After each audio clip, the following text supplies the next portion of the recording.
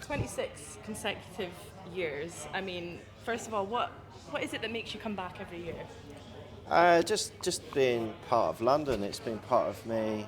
Obviously, doing a mini marathon at I think it was 1988 was the first mini marathon I did, and it was just the joy of seeing people in wheelchairs on telly. That's what got me into the London Marathon. So now it's just this massive event now for para sport, and to see what the chairs were like back then and seeing the chairs that they are like now, it's just moved so quickly. And so, in the future, I'm just proud that I can turn up and do these many marathons in a row, 26 in a row.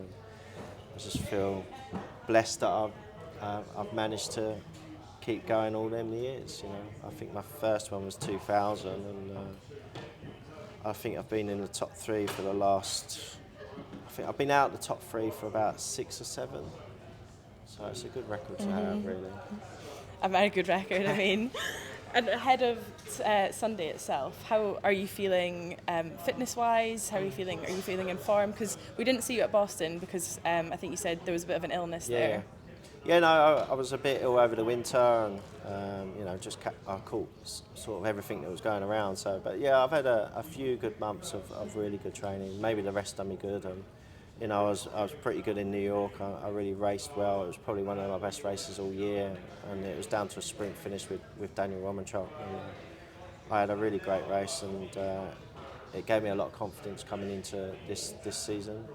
I had a good training camp last month in Spain. I felt like I was just starting to turn the corner in training, and in the last couple of weeks as well. And you kind of alluded to it at the start there, but 26 years, it's changed a lot in terms of your chair, the technology, and also, I guess, the prize money as well. We spoke about that last year, especially with London and what they're offering. How much has that changed since you began? Well, obviously the chairs have changed a lot, especially in the last 5 years.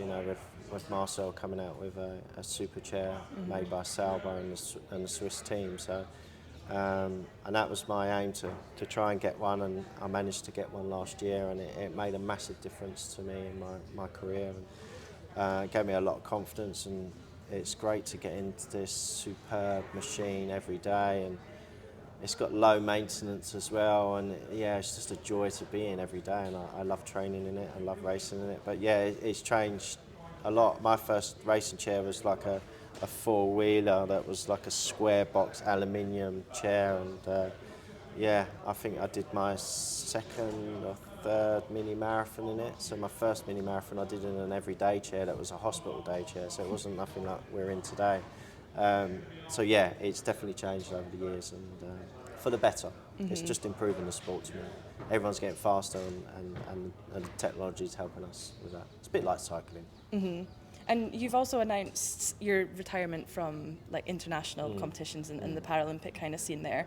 Speak a bit more about that and why you kind of made that decision. I just felt it was the right time to do it. I've been chasing a gold medal or a medal since 2012, and I just felt that every time I went into a Paralympics, the spark wasn't there. I just didn't get the same spark. And I just knew when I got into Paris that I didn't feel I should be there, really. I don't know why, I just felt the Paralympic spark had gone for me a little bit. And I knew that was the right decision. And I think if I didn't do that, I would have been like, let's go to LA and then see if that spark comes back. But I just knew it was the right decision. But I'm still enjoying the marathons. I love doing the marathon circuit. It gives me more time at home as well, and less travelling through the summer, so I don't have to do the track races and stuff like that. I can just concentrate on myself and my family. And you're a big advocate for the mini marathon as well. We know your history there, and you're starting it tomorrow. You'll be there in the morning. How important is that to you, and how important was it back then when you were younger and you were competing for it? Yeah, the London Mini Marathon was so important for me because it was where I wanted to do wheelchair racing. The first time I saw the sport of wheelchair racing was the London Marathon.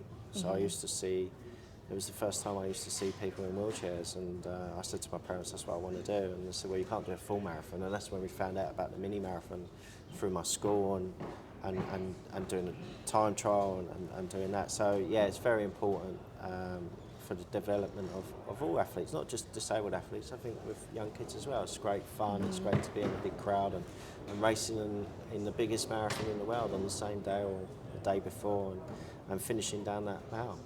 And I think, did you say your son's doing it as Yeah, well my tomorrow? son's doing it. Yeah, he's running for his school and he's running on Saturday. So I don't know if I'll get a chance to see him, but yeah, it's great because he's 8 as well. So it's a good thing to be matched together and stuff.